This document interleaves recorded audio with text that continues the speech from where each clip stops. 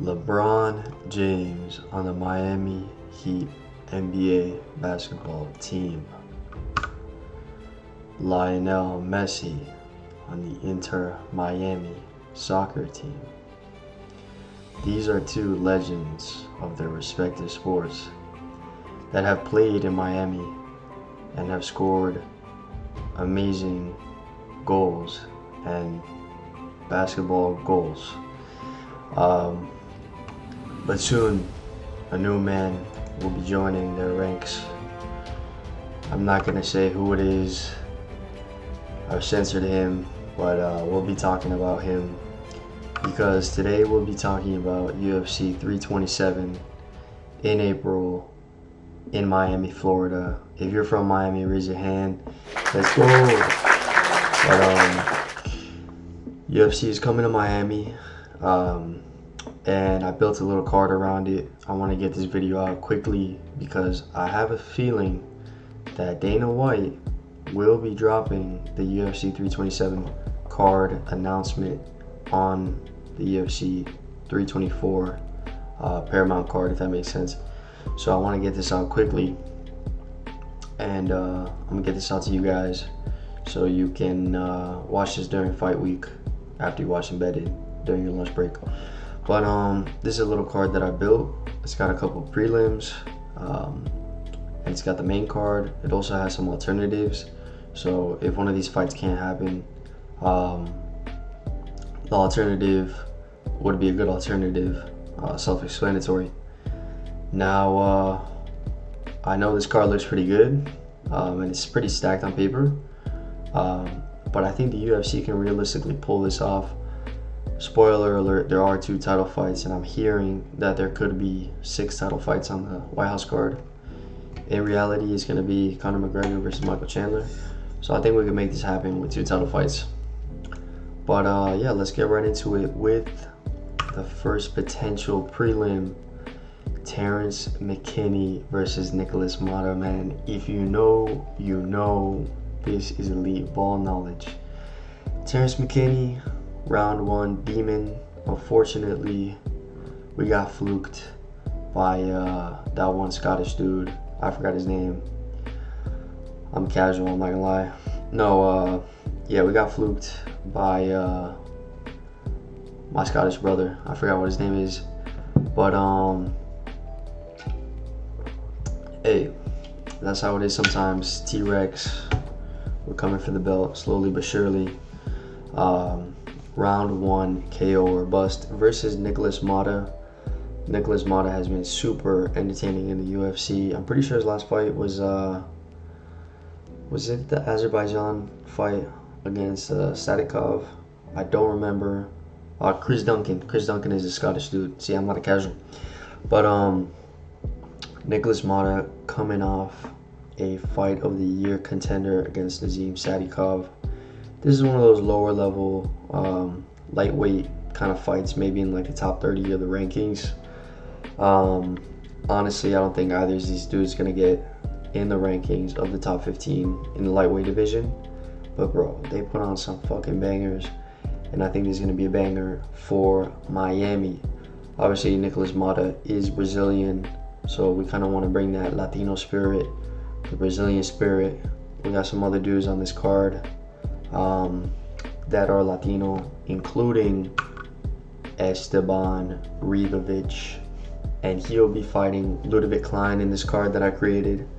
Bro, this is an absolutely beautiful card. I mentioned Ribovic in my last video talking about his fight against Nasrat Haqparast and how he looked against Daniel Zellhuber. This dude is amazing. He got robbed against freaking robbed against Nasrat Haqparast, but he's coming off a good win in the Apex. What a scrap. I believe it was against Elvis Brenner. This dude puts on fight of the year contenders every single time. They had him on the Spear card. It was the best card. It was the best fight on the card. Everybody loved it, and then they just stuck this dude in the Apex twice in a row, and robbed him one of those times. So I think this could be a really sick fight. He's got amazing striking. He obviously defeated Terrence McKinney. He beat us. He fluked us. I believe it was a head kick. It was a sneaky head kick. And Ludovic Klein is coming off a win against Mateusz Rambecki, I believe. That was a sick fight. It was a pretty crazy fight. I know there was maybe like an eye poke, or I think Ludovic Klein actually got like a little bit injured, but he fought through it, and he is just an elite level striker. Very good boxing. I think the striking battle is going to be insane. Both of these guys throw down. None of that fucking gay grappling shit. Just throwing down for the people in Miami. I think Ribovic is he's gonna kind of attract the Argentinian crowd because he's from Argentina. So you love to see it, and I think this is a sick fight for the UFC to put on. And our next fight, another Latino, we get to my boy Manuel Torres. Manuel Torres enters the top 15 after defeating none other than Grant Dawson. Brutal first round KO. Manuel Torres has been scary, bro. And the crazy thing is, this dude lost to Ignacio Bahamondes. And Bahamondes has been looking pretty good in the UFC. I feel like they might even cross paths at some point in the future. Maybe if they can both get into the top 10 or something like that. But for now, I got him booked against Fares Ziam. Now, Fares Ziam is coming off of a win on the Canada card, I believe. Or no, maybe he fought on the Paris card. I don't remember. But Fares Ziam has been looking very good recently. He is in the top 15. I think he's number 15. This dude is a really good striker. He can mix it up really well, actually. Crazy knockout over Matt Frivola. Both of these dudes, sneaky entries into the top 15 of lightweight. They're very tall, they're very lanky, and I think they would put on a scrap, man, for the people in Miami. I'm thinking about maybe going to this card, so if there's any fights similar to these fights booked, I would absolutely love that. Now we're going to get to a potential alternative for the prelims. Charles Jourdain versus Marcus "The Maniac" McGee. Charles Jourdain coming off a beautiful performance against the crafty vet. The crafty vet, of course, is Davy Grant. He fluked Davy Grant with a knee. What can I say? They don't call him Air Jordan for no reason, but yeah, he hit him with a flying knee, and I believe he got him in a guillotine. It was a beautiful performance. Davy Grant is really tough to finish. Davy Grant, man, he's only lost to some pretty high-level guys, and it's really hard to finish him. And so yeah, Charles Jourdain versus Marcus McGee, coming off of a loss to the champion at bantamweight, Petr Yan. Wow, I mean, I feel like this would be another awesome striking matchup because of Marcus McGee's ability to kind of have some good fights against some good competition. I mean, Petr Yan did download the data in rounds 2 and 3 and won the decision that way, but he was still looking pretty good. I think his fight before that was against Jonathan Martinez. His legs were absolutely fucked during that fight, and he still was looking pretty good in the striking, and I believe that's how he entered the top 15. So this is a really fun fight, and yeah, if Manuel Torres Fares Ziam doesn't put on, or Esteban Ribovic versus Ludovic Klein, or even Terrence McKinney versus Mata. Oh shoot, I just skipped ahead. I'm gonna edit that part out. This would be a really tough fight to have on the prelims, and I think this was drawing a big crowd. You know, any one of these fights for the hardcores, for the Hispanic people. And if you're a casual and you're watching on Paramount, I mean, I think you're really gonna fuck with these fights because of the implications of what might be happening in terms of knockouts and things like that. So now I'm gonna get to the main card. I believe this fight is already confirmed to be taking place on this card. The professional taxi driver, Azamat Murzakanov. This dude has been bloat maxing for years now, and he's finally entering the top 10, I believe, at the light heavyweight division. But he will not be fighting up. He will be fighting Paulo Costa, who is coming up from middleweight. I believe he's in the top 12, something like that, of middleweight, after defeating Roman Kopylov. So this is a fun fight. I mean, this is going to be a primarily striking battle. Honestly, all of these fights are primarily striking. I wouldn't see anyone except maybe Terrence McKinney test the wrestling because he's got good wrestling, but this will be a striking fight. I do think it's going to end in a knockout. I'm not going to say who's knocking who out. Paulo Costa hasn't gotten a knockout in like 10 years. You do the math. But it's a very fun fight. And yeah, Paulo Costa looked good in his last fight against a pretty tough opponent. What the hell did I just do?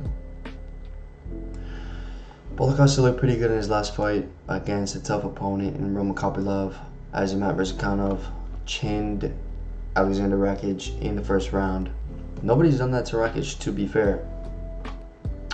So yeah, this is a great fight. I'm very happy to see this, and I think this will be a pay-per-view opener. Behind in the next fight, which is also confirmed, Dominic Reyes versus Johnny Walker. This is a tough fight to pick because of the state of these dudes' chins. Now, fortunately, Dominic Reyes coming off of a loss to Carlos Ulberg. Crazy fluke.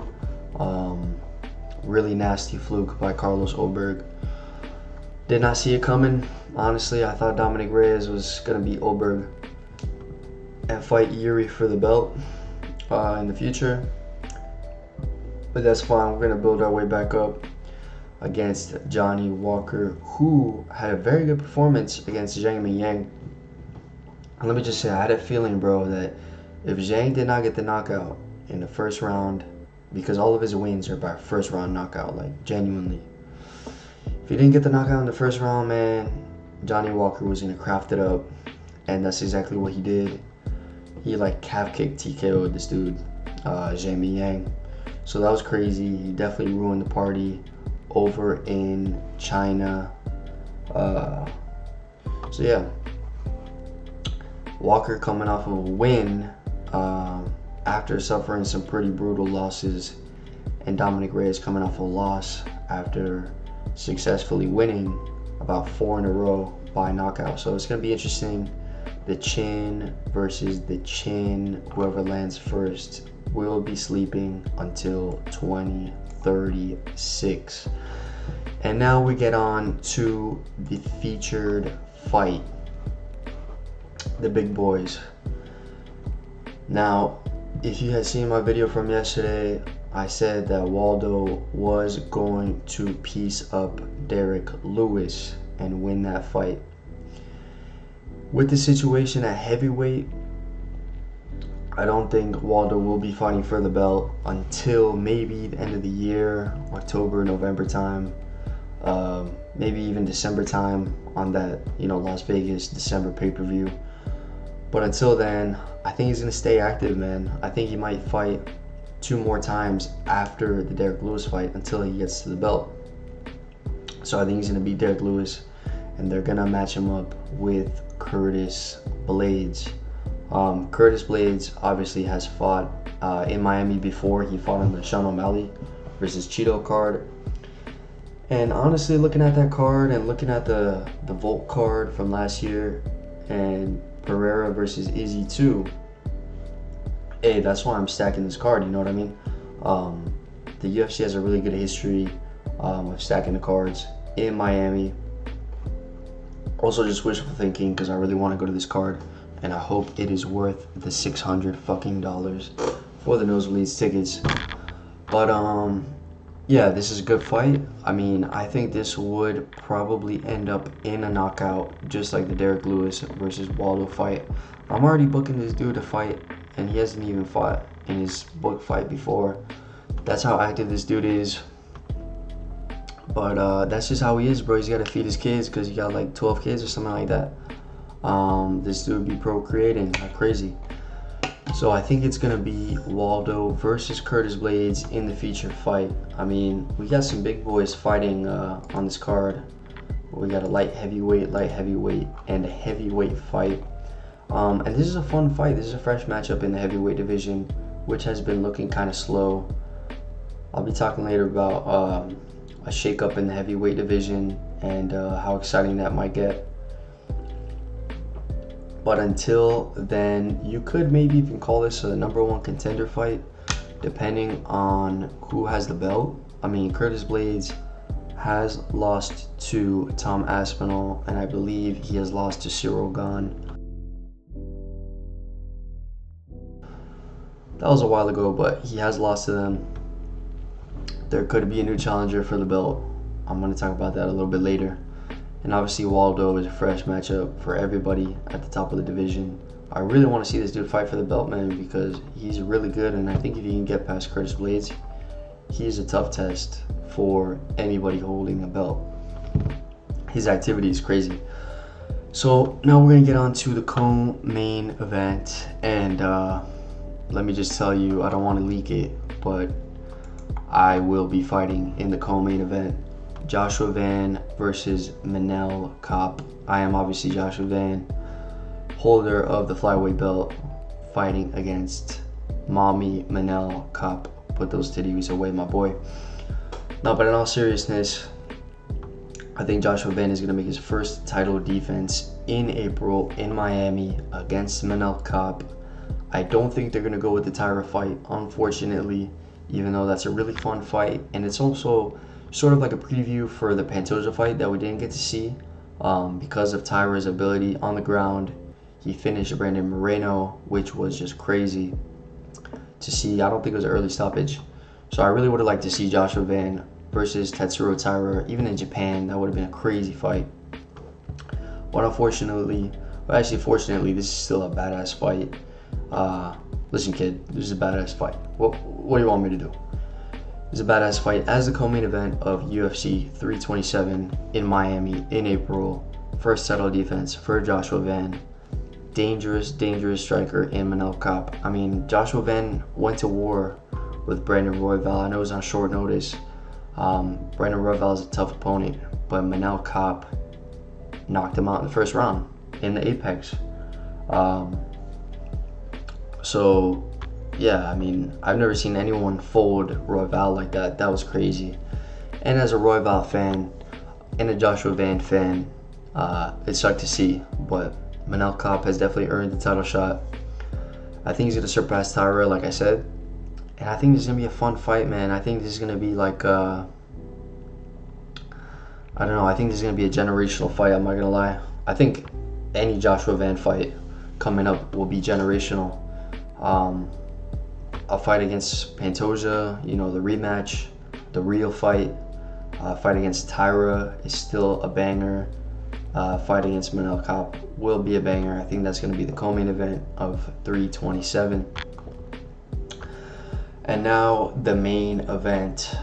Before I get into the main event, I just got to say that I think that Pereira will be vacating the light heavyweight belt. According to my sources, aka Twitter, he will be vacating the belt, I'm pretty sure. I'm not sure on what card he'll be fighting for the interim heavyweight belt against Cyril Gane because of the Tom Aspinall eye poke situation, unfortunately, but it does spice up the division, these circumstances. So I don't know when Pereira will be fighting for the interim heavyweight belt against Cyril Gane. I'm thinking maybe the White House, but Pereira mentioned he's not fighting on the White House. I don't know. He might be chasing the John Jones fight still. I don't think he's going to hold the belt while he fights John Jones. I would prefer to see him at heavyweight for a chance to win a third belt rather than fight John Jones, but that's still an interesting fight. But in that situation, he will be vacating the belt. It's all but confirmed, I think. And as a result, let's go for that. We will weather the storm, and we will win the belt in the main event in Florida. And let's go for that. Yuri versus Olberg. As you can see, I already have Yuri with the belt. We already know the outcome. Yuri will weather the storm. He's going to go for that. And I think he'll be defeating Carlos Olberg. I'll talk about the prediction if this fight does end up happening and it's confirmed. But I think, yeah, Yuri will be fighting Carlos Olberg. I'm pretty certain about this as the main event for UFC Miami. This is a sick fight, bro. Honestly, Carlos Olberg has been known to be kind of a pitter-patter, baby hands decision fighter, but he did knock out Dominic Reyes in his last fight. Pretty brutal knockout, just caught him really well. But he's facing Yuri, who has not lost to anybody except Alex Pereira. And Yuri has just been unstoppable, man. I mean, Khalil had a technical fight with him for 2 rounds, trying to stay out of the fire, and Yuri just dragged him into it. Yuri dragged, Jamal Hill into a firefight for 3 rounds, knocked him out in the 3rd. And you just can't count this guy out, man. I mean, if he fought Pereira a 3rd time, bro, hey, we can't count him out. So it's gonna be a badass fight. Listen, it's a badass fight, kid. What do you want me to say? So Yuri versus Olberg in the main event for the undisputed vacated light heavyweight belt. This is an amazing card, in my opinion, and I would love to see it, man. I would love to see this as the card. It's pretty stacked, like I said. I think the UFC can make a majority of these fights happen. Maybe some of them get rearranged, things like that. And so in that case, I've come up with 2 potential alternatives on the main card. The first being Yair Rodriguez versus Aljamain Sterling in a #1 contender fight. Now, Yair has a history of fighting in Miami. He fought on the Volt card last year against Patricio Pitbull. Had a pretty good performance against him, but he hasn't fought since April. He's not getting the title shot. I know that he had some kind of injury, so he's been out. But obviously, we all kind of have the idea that Mobsar versus Lerone Murphy will be fighting in UFC London. That's shaping up to be a pretty nice card. Hopefully that's the main event and they get some other good fights on there. And that will be like a true #1 contenders fight. Especially if somebody can get a finish. Lerone Murphy obviously got a crazy finish. I think he should have got the title shot. Mobsar hasn't gotten the title shot because he hasn't been finishing people, but he's also been inactive, even though he's a great fighter. So depending how the Volk Lopez situation goes out, I think Volk is going to win, but I do have a scary feeling, so I'll be talking about that in another video. But depending on how that goes, Mobsar versus Lerone Murphy, if somebody can manage to get a finish in that fight, this could be a #1 contender fight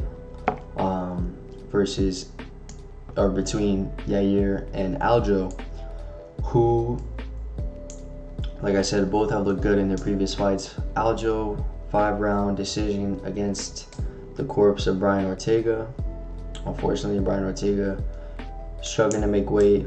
He's facing Ronaldo Moicano at lightweight because he hasn't been able to make weight. Aljo looked pretty good against him. Used his striking to beat him. Still no finish. You can't count points off because Aljo is not primarily a striker. But you just have to think of the standpoint of the business. The UFC wants finishes. Yair is a bigger finisher. I could see him finishing Aljo. And you know, I fuck with both of these guys. So I don't want to see either one of them, you know, put out bad. I don't think Yair is going to get put out bad. He might just get smudged on the octagon. But anyways, I think it's going to be a fun fight if this does end up happening in Miami. as a kind of alternative. Like I said, Yair has a history of fighting in Miami. But yeah, I'd love to see it. And another potential alternative fight for this Miami card is Corey Sandhagen, Corey the scientist, of course, versus Peyton Ocean, or Peyton Talbot is his real name. Famously Frank Ocean's boyfriend. That's how the casuals know about this, which is crazy. But yeah, this would be an amazing fight. Corey Sandhagen had a pretty good performance. He surprised me against Merab. Obviously got taken down like 40 times, but his striking was looking pretty good. Did get rocked in that fight, which is crazy, but Merab is the bantamweight GOAT.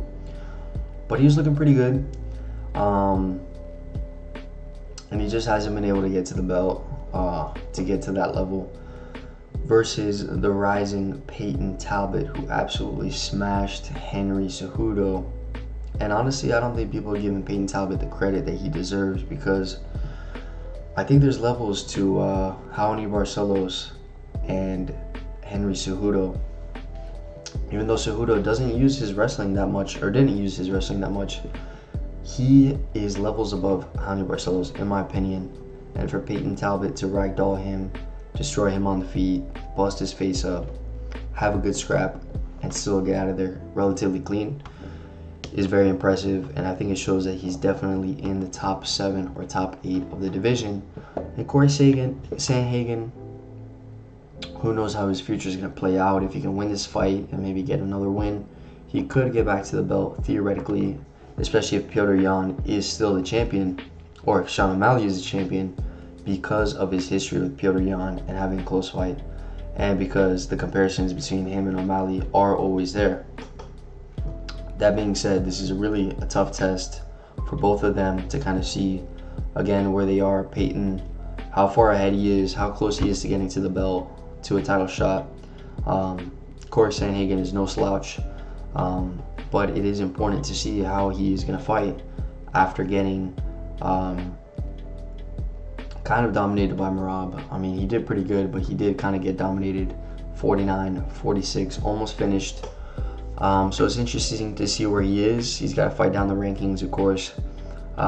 He could become a gatekeeper if he loses this fight, and depending how the title picture looks in bantamweight. But I think this is a really fun fight, another striker's delight on the Miami card as a potential alternative if one of those main card fights is unable to be booked. We might not get 2 title fights, so you might want to see, or you might see one of these 2 alternatives on the main card. They might be saving Joshua Van for a surprise Japan card, or for the White House card, to kind of stack up how many belts they have on that card. But that being said, that is my UFC 327 kind of card breakdown, or actually what I want to see on the card. Wishful thinking, I know, but I'd love to see it. I'd love to see it in person. Let me know what you guys think about this card, if there's any fights that I missed. I didn't go into the early prelims because I'm not trying to talk about fucking Ronnie Yahya. I'm not trying to talk about Muhammad Yahya, you know what I'm saying? So just a couple prelim fights and the main card. I think it's a stack card. And yeah, let me know what you guys think. Really excited to see the UFC back in Miami. But that's gonna do it for now. So hit the subscribe button, hit the like button, comment something, even if it's you trashing me or whatever. But yeah, that's it for now, and I'll see you guys later.